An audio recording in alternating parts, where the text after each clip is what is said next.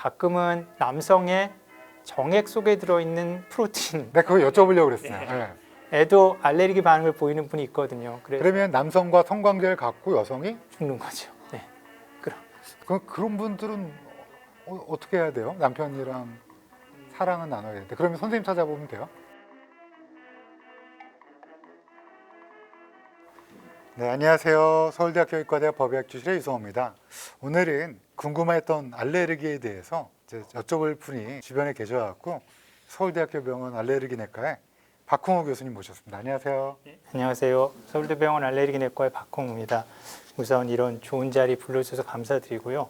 사실 내과 질환 중에 알레르기가 죽음에서 제일 먼 분야인데 우리 이 주제가 죽음과 관계되는 이 내용을 다루시는 코너에서 저를 불러주셔가지고 참 굉장히 놀랬거든요. 사실은 알레르기가 뭐 죽음과는 조금 먼 쪽이긴 한데 그럼에도 불구하고 사실은 뭐 제가 아주 가끔 보는 게 이제 벌에 쏘인다든지 또 아나필락시스라고 그래서 아주 알레르기 반응 중에서도 가장 좀 위험한 반응 그런 것도 있고 또 천식 환자도 보시잖아요.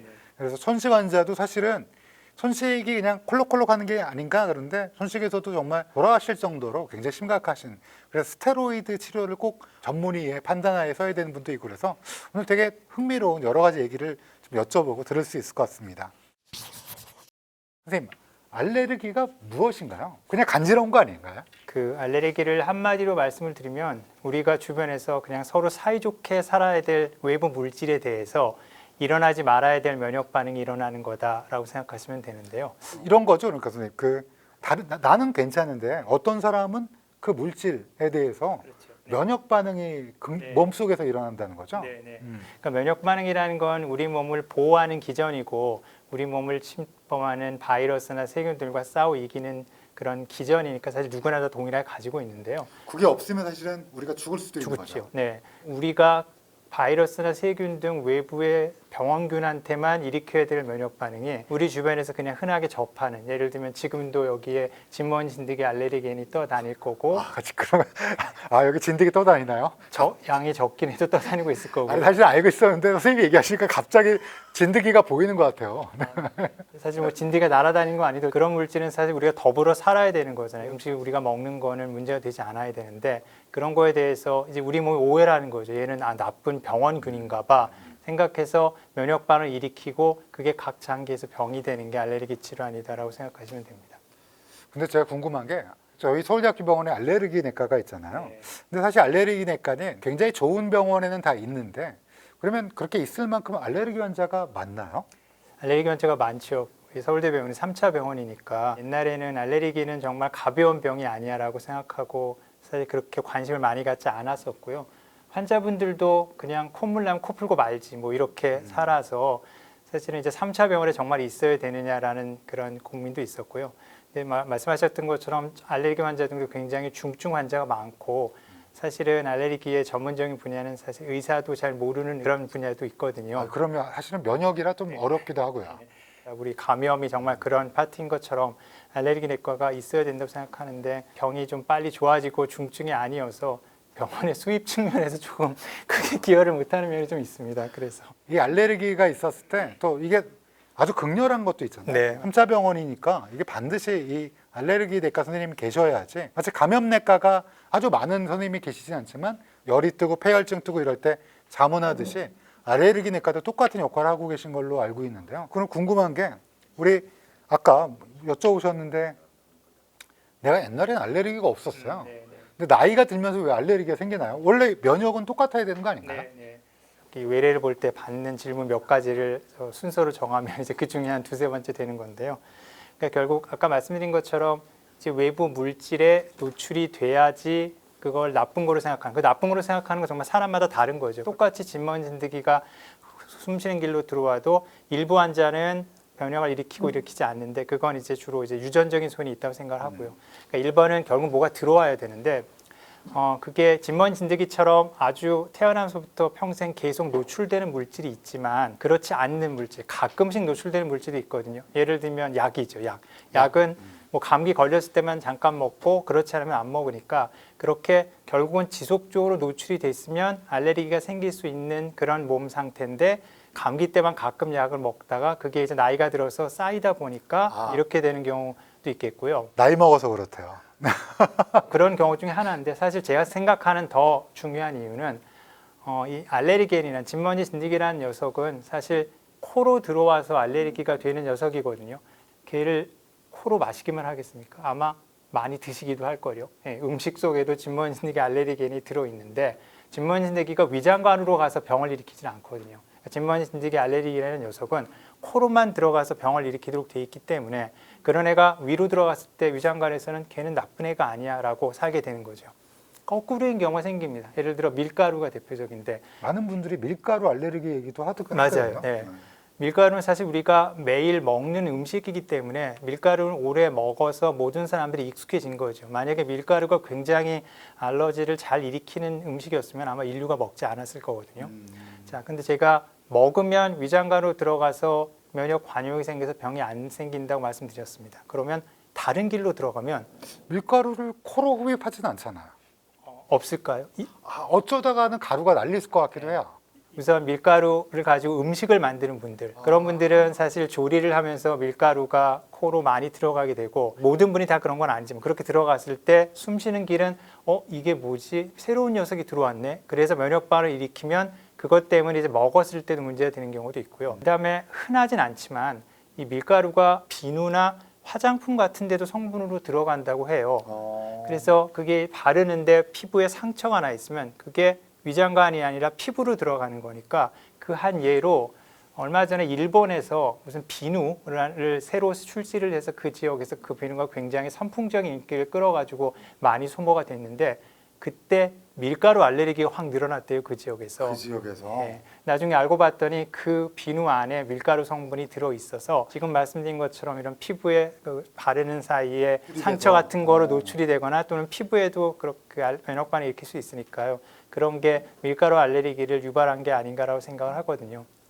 결국 살면서 적게 노출되는 게 노출되거나 또는 새로운 길로 들어오게 되면은 그 전까지는 문제가 없던 것도 문제가 될 수 있는 그런 알레르기 일으키는 가능성이 있습니다. 네, 궁금한 게 있는데 그럼 만약에 밀가루 알레르기가 있다, 증상이 어떤가요? 우선 밀가루는 아까 말씀드린 것처럼 소화기로 들어와서 문제가 되는 거니까요. 물속으로 들어와서 흡수가 되면은 소화기에 문제가 되는 경우로는 글루텐 알레르기라고 우리나라에 이제 거의 없는데 밀가루의 성분 중에 글루텐이라는 게 있는데요. 글루텐은 제4형 면역 반응이라고 그래서 즉시 먹자마자 나타나는 게 아니고 오랫동안 시간이 지나면서 여러 가지의 면역 세포를 끌어들여서 위장관이 허는, 헐고 배가 아프고 음식물 흡수를 잘 못하게 되니까 뭐 성장이 좀 지연되는 이런 식의 알레르기가 나타날 수 있고 글루텐 알레르기가 우리나라에는 사실 거의 없어요. 뭐 거의 없다고 저는 알고 있습니다. 근데 사실 환자를 보고된 적은 없죠. 네, 뭐 케이스 리포트 제가 하나 본 건 있는 것 같은데요. 조금 그거는 유전적인 경향이 좀 달라서 확실히 서구보다 적긴 한 것 같아요. 그런 분들은 그 성장이 늦어지는 장이 헐어갖고. 네. 그게 사실은 서구에서는 굉장히 중요한 문제죠. 그다음에 흡수가 돼서 그게 결국 몸을 타고 밀가루 알레르겐 성분이 가다가 주로 밀가루에서 천식도 나타날 수 있고요. 그다음 밀가루에서 피부에 두드러기도 생길 수도 있고. 그다음에 또 굉장히 재밌는 질환이 하나 있는데요. 그러니까 밀가루 음식을 먹으면은 사실 아무 문제가 없는데 밀가루 음식을 먹고 조금이라도 운동을 하면은 아나필락시스가 생기는 분이 있어요. 두 가지가 겹쳐야지만 생기는 거거든요. 밀가루가 아까 글루텐이라는 성분이 있고 또 글리아딘이라는 성분이 있는데 밀가루에 글리아딘이라는 성분에 대해서 알레르기를 보이는 사람은 이런 임상적인 특징이 나타난다고. 운동해야지. 네. 그래서 가끔 젊은 친구들 중에 농구하다가 쓰러졌어요 하는데 그 전에 뭐 짜장면 먹었어요, 햄버거 먹었어요 이런 친구도 있는데요. 짜장면만 먹고 가만히 있으면 괜찮거든요.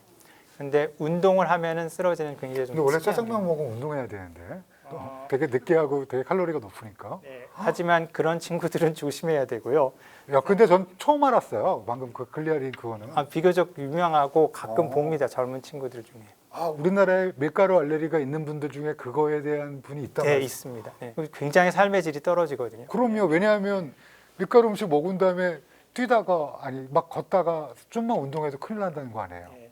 그게 그날 몸 상태에 따라 좀 달라져서요. 어떨 때는 농구를 해야 쓰러질 때가 있고 어떨 땐 그냥 길을 걷다가 쓰러지기도 하거든요. 짜장면 먹고 누워 있어야겠네요. 그렇죠. 그래서 제가 그러면 그 친구들이 저 정말 밀가루 음식을 먹고 싶은데 어떡하지요? 그러면 밤에 먹고 그냥 주무세요 하거든요. 보통 대여섯 시간 정도 지나고 소화가 완전히 되면은 괜찮다고 생각을 하니까 좀 살이 찌더라도 밤에 제 환자 중 한 분도 너무너무 밀가루 좋아하는데 그런 문제가 있어서 밤에 꼭 자정에 드시고 주무신다고. 그렇죠. 그 알레르기 때문에 큰일 나는 것보다는 그게 낫겠죠. 알레르기가 이제 내가 있는 것 같다. 뭐 예를 들어 꽃가루 알레르기다. 뭐 밀가루 알레르기다. 이거 검사 어떻게 해야 돼요? 그 제가 아까 말씀드렸던 그 제 사형 면역 반응이라는 거에 대해서 잠깐 간단하게 설명을 드려야 되는데요. 면역 반응이 나타나는 형태가 몇 가지가 있는데 그 중에 첫 번째가 아마 IgE라고 많이 들어보셨을 텐데요. 이뮤노글로불린 E 맞습니다. IgE라는 물질이 있으면은 일형 반응이라고 부르고 짧은 시간에 나타납니다. 즉 예를 들어서 우리가 땅콩을 먹고 한 5분, 10분 만에 두드러기가 생겼다. 그 물질에 대한 IgE라는 면역글로불린이 우리 몸에 있어서 빨리 반응이 나타나는 거고요. 그러니까 땅콩 먹고 막 두드러기 나거나 새우 먹고 두드러기 짧은 시간에. 네, 대개 30분 이내. 그런 분들이라면 제가 말씀드렸던 IgE라는 것이 우리 몸에 있는지 없는지를 보는 게 피부 반응 검사. 피부에 그런 물질을 떨어뜨리고 고기를 바늘로 찌르면 그런 알레르겐이 피부로 들어가서 병 같은 똑같은 상황이 생기거든요. 그러면 이제 피부가 목에 물린 것을 부풀어 올라요. 그래서 부풀어 오르는 사람은 떨어뜨린 물질에 대한 반응한 Ig가 있는 거고 그 Ig에 대해서 그 물질의 면역 반응을 일으킬 수 있는 거다라고 생각을 하는 거죠. 그런데 글루텐 알레르기처럼 먹은 다음에 금방 생기지 않는 경우가 있거든요. 한 며칠을 먹고 또는 몇 달을 먹고 나서 생기는 거는 아까 말씀드린 제4형이라고 부르고 그거는 면역 글로불린보다는 면역 세포가 관여한다고 하고요. 그런 경우는 피부 반응 검사를 알기는 좀 어렵고 우리 첩포 검사라고 하는데 붙여가지고 피부에 한 며칠 동안 보는 검사가 있지요. 꽤 오랫동안 기다렸다가 48시간도 보고 96시간도 보는데요. 그런 다음에 이제 반응이 나타나는지를 봐서 내가 생각하는 물질에 대해서 노출되고 얼마만큼 빨리 증상이 생기느냐에 따라서 피부 반응 검사나 또는 혈액을 뽑아서 IgE를 보는 검사를 하기도 하고 좀 오래됐을 경우는 첩포 검사, 붙이는 패치 검사를 한다라고 생각하시면 되고요. 두 가지 패널. 첫 번째는 흡입성 항원이고 그다음에 음식물이고요. 근데 이제 흡입성 항원은 대개 코로 들어가기 때문에 변화가 많이 되지 않아서 결과를 보면은 좀 믿을 수가 있거든요. 진먼 신드기 양성 나오면은 되게 먼지 많은데 1년 내내 증상이 나빠지기 때문에 내가 호흡기 알레르기가 있는데 잘 모르겠다. 오늘 스크리닝으로 한번 검사해보고 싶다 하는 거는 저는 추천을 해드리는데요. 문제는 음식 쪽입니다. 쌀도 있고 밀가루도 있고 뭐 견과류 그런 게 잘 생기니까요. 아까 말씀드린 흡입성 항원은 바로 코로 들어가니까 크게 변하지 않는데 음식은 조리를 하잖아요. 그래서 익혀서 먹는 사람, 튀겨서 먹는 사람, 삶아서 먹는 사람 이게 다 열을 가하기 때문에 완전히 프로틴의 내추가 변하거든요. 그래서 똑같은 음식을 먹어도 날로 먹으면 문제가 생기는 사람이 있고 익혀서 먹으면 문제가 안 생기는 사람도 있어요. 그래서 사실 음식물은 검사를 했을 때 결과를 조금 신뢰하기가 어려워서 저는 음식물 검사는 스크리닝처럼 내가 뭐가 문제가 있을까 하는 검사로서 추천하진 않고 정말 내가 이거를 먹으면은 30분 만에 두드러기가 생기는데 진짜 이게 맞을까를 확인해 보고 싶다면 그런 증상이 있을 때 그 물질을 가지고 피부 반응 검사했더니 양성 나온다 그러면 맞다라고 얘기하고요. 내가 짜장면 먹고 나서 운동했더니 실신했다. 그러면 선생님 찾아와서 밀가루에 관한 검사를 하는 거죠. 네. 그런데 또 하나 생각하실 거는 이제 그렇게 표준화된 항원이 많지는 않거든요. 흡입성 항원도 한 50개 정도고 음식물도 한 5, 60개 정도기 때문에 내가 세상에서 먹는 모든 음식을 가지고 다 검사할 수는 사실은 없는 거죠. 예. 이 음식을 너무 좋아하는데 이게 진짜 문제가 될지 안 될지 알고 싶어요 라고 하신다면 그대로 그 음식을 가져와서 먹어보는 겁니다. 선생님 앞에서 병원에 입원해서 위험할 수도 있어요. 그걸 이제 유발 검사라고 하는데요. 저희는 알레르기 유발 검사 많이 하는데요.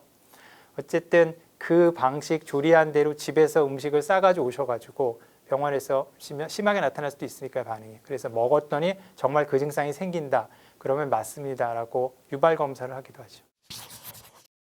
그 알레르기의 세계가 생각보다 굉장히 복잡하고 많은 그 모르시는 걸 알고 아시는 계기가 될 것 같은데 제가 그 댓글을 보니까 알레르기도 초기, 중기, 말기 단계가 있느냐 이걸 물어보시더라고요. 어떻습니까, 선생님? 그 알레르기는 그렇게 시간적으로 초기, 중기, 말기로 잘 나누진 않고요. 알레르기 질환 자체 이제 중증도로 나누죠. 보통 그 중증도는 이 알레르기 질환 환자의 증상을 조절하기 위해서 얼마나 많은 약물이 필요하냐에 따라서 그러니까 어떤 사람은 약을 가끔 써도 되는 사람이 있고 어떤 사람은 매일 1개를 써야 되는 사람이 있고 어떤 사람은 매일 3개를 써도 증상이 생기는 사람이 있어서요. 초중보다는 경증, 중등증, 중증 이런 형태로 나누는 경우가 많습니다. 알레르기 질환의 전체적인 특징이긴 한데 알레르기 질환이 이제 급성 악화라는 게 생기거든요. 조절이 잘 되다가도 어떤 순간에 증상이 확 나빠졌다가 돌아오는 걸 급성 악화라고 하는데 물론 심한 중증 환자일수록 급성 악화가 자주 생기죠. 뭐 감기에 걸려도 나빠지고 여러 가지로 나빠지는데 전신 환자가 감기 걸리면 크게 나빠지죠. 네, 그런 급성 악화를 겪게 되는 게 알레르기 질환의 특징인데 그러면 경증은 약을 가끔 쓰는 환자는 급성 악화가 안 생길까? 그렇지는 않거든요. 약을 거의 쓰지 않는 사람도 20-30%는 정말 중증 환자에 맞먹을 정도의 그런 발작이 가끔 생기기 때문에 그런 환자도 너무 안심하고 지내는 거는 좋지 않은 경우도 있다라고 얘기를 합니다. 이게 저희 작가님이 이게 아주 이제 재밌는 기사를 봤는데 앱에서 누군가 만나서 이제 성관계를 하다가 알레르기 쇼크로 사망한 남자 기사가 나왔대요. 보니까 이 남성분이 그 땅콩 알레르기가 있는데 구강 선교를 하다가 이거 유튜브에 나갈 수 있나요? 네. 이거 하다가 알레르기 반응으로 아나필락시스로 사망했다 그러는데 이게 가능한가요? 네, 가능합니다. 네. 제가 면역 반응이라는 걸 말씀드렸는데 면역 반응의 몇 가지 특징 중에 하나가 이제 아까 말씀드린 나만 생긴다는 특이성이 있고요. 그다음에 양적 반응이 아닌 거죠. 알레르기는 조금 먹어도 폭발적으로 면역 반응이 일어나기 때문에 문제가 될 수 있거든요. 그러면 그 땅콩에 조금은 남아있던 게 그대로 옮겨가면 가능하죠. 그래서 한때 그 항공기에서 땅콩 서브를 안 하던 적도 있었거든요. 왜요? 미국에서 그런 소송이 났답니다. 옆 사람이 땅콩을 먹으려고 뜯었는데 그 땅콩에 가루가 날려가지고 나한테 와서 알레르기 증상이 나빠졌다라고 소송을 한 적도 있었고요. 가능성이 있는 거예요? 그런데 그거는 가능성은 좀 적다고 알려져 있긴 합니다. 아까 말씀드린 밀가루 가능하고요, 날려서. 그다음에 생선이나 수산물은 가열할 때 나오는 그런 증기, 퓨 속에 프로틴 성분이 섞이게 되는데 그중에 알레르겐을 일으키는 경우가 있다고 해서요. 드물게는 생선 구운 냄새 맡고 쓰러지는 사람도 있다고 할 정도니까. 아까 굴비 알레르기 있는 사람 있다고 그랬잖아요. 굴비 굽는데 냄새 맡다가 가능하다고 합니다. 그래서 이런 경우도 만약에 어느 정도 심한 반응이 있었는지 모르지만 상대분의 입안에 그런 땅콩 성분이 남아 있었다면 그게 몸으로 흡수될 수 있고요. 그러면 심한 반응이 나타날 수 있는 거죠. 그래서 아마 여러분들이 잘 먹는 음식이나 과자에도 그런 라벨이 붙어 있는 걸 맞아요. 보셨을 거예요. 무슨 시설에서 이 조리됐다. 제품은 어느 시설에서 만든 거다. 그렇게 다 닦아내고 새로운 걸 만들 텐데도 거기에 남아있는 작은 성분만 가지고도 증상이 생길 수 있으니까 미리 고지하는 거거든요. 야, 극히 소량만으로도 알레르기를 일으킬 수 있는 거네요. 와. 가끔은 남성의 정액 속에 들어있는 프로틴 내가 그거 여쭤보려고 그랬어요. 네. 에도 알레르기 반응을 보이는 분이 있거든요. 그래서 그러면 남성과 성관계를 갖고 여성이 죽는 거죠. 네. 그게 영화 속 얘기가 아니었어요? 그 리포트 있고요. 실제로 그렇게 해서 남성의 그런 정액 성분으로 피부 반응 검사를 하면 양성이 나오기도 합니다. 그런 분들은 어떻게 해야 돼요? 남편이랑 사랑은 나눠야 되는데 그러면 선생님 찾아보면 돼요? 쉽지 않은데요. 저를 찾아오더라도 글쎄요, 그거 어떻게 해결을 해야 되나? 그런 경우도 있구나. 아주 드물긴 하겠죠. 굉장히 드물죠. 그리고 요즘에 또 많이 얘기하시는 게 이제 요즘에는 영상 검사를 많이 하거든요. CT나 뭐 MRI. 근데 그때 이제 조영제를 쓰는 경우가 많아요. 근데 저는 뭐 며칠 전에도 이제 저 CT 찍고 이제 뭐 했는데 건강 검진을 했는데 저는 괜찮거든요. 또 어떤 분들은 뜨끈뜨끈한 게 확 올라오면서 이게 뭐 구역 이런 게 나오니까 조영제도 알레르기가 생기나요? 네, 조영제도 아주 알레르기 반응을 일으키는 약물의 유명한 녀석인데요. 알레르기는 말 그대로 면역 반응이니까요. 지금 대개 조영제를 썼을 때 몸이 후끈 달아오르는 거는 양리작용이거든요. 마치 우리 감기약을 먹을 때 좀 졸립다는 걸 비슷하고 누구나 다 느낄 수 있는 건데요.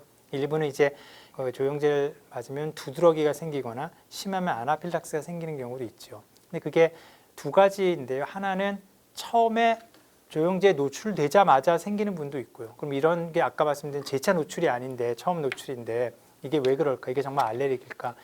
알레르기가 아니라 그 조영제라는 물질이 알레르기를 일으킨 것 비슷하게 알레르기를 일으에 관련되는 세포를 자극해서 여러 가지 물질을 낼 수 있다고 알려져 있어서요. 외견으로 구분하기는 어렵습니다. 그렇게 한 번 맞고도 생기는 분이 있고 7번, 8번 여러 번 맞다가 어느 날 9번째 검사했는데 생긴다. 이런 분은 정말 면역 반응이겠죠. 대개는 CT를 자주 여러 번 찍게 되니까 첫 번째 작은 반응이 생기더라도 그때부터는 좀 주의 깊게 예측할 수가 없거든요. 그래서 누가 생길지 모르니까 일단은 다 쓰지만 조영제 썼을 때 조금이라도 이상했어요, 가려웠어요, 어지러웠어요 라는 문제가 생기면 그때는 정말 주의 깊게 다음번에 의사한테 꼭 얘기하고 다음번 검사할 때 전처치를 하거나 또는 조영제 종류를 바꾸거나 너무 심한 반응이면 다른 검사를 선택하거나 이렇게 조정을 해야죠. 그리고 제가 아무래도 이제 법의학하는 사람이니까 실제 알레르기로 사망하는 경우도 있나요? 사망하는 경우 있죠. 전 사실은 네. 벌에 쏘인 것만 봤어요. 그리고 한 번은 의심은 갔는데 몇 가지 세포 검사도 하고 그랬는데 사실은 그냥 의증으로만 했는데 실제로 있나요? 처음에 제가 알레르기가 그렇게 죽음과 먼 분야라고는 했지만 아주 드물게는 이제 죽을 정도의 심한 그 증상을 갖게 되는 경우가 있는데요. 한 3가지 정도 카테고리가 있을 것 같은데요. 첫째는 이제 천식 환자들이 약을 열심히 안 쓰는 거죠. 천식은 정말 심한 발작이 오면 숨 쉬는 기관지가 한도 끝도 없이 좁아져서 숨이 쉽게 그냥 막히거든요. 숨을 하고 들이마셔야 돼. 세기관지 있는 데가 좁아. 계속 좁아져가지고 때문에. 그때 염증이 생겨서 붓고 싸고 있는 기관지 평활근이 너무 수축해가지고 한도 끝도 없이 좁아져가지고 숨을 아예 못 쉬는 상태가 되는 거죠.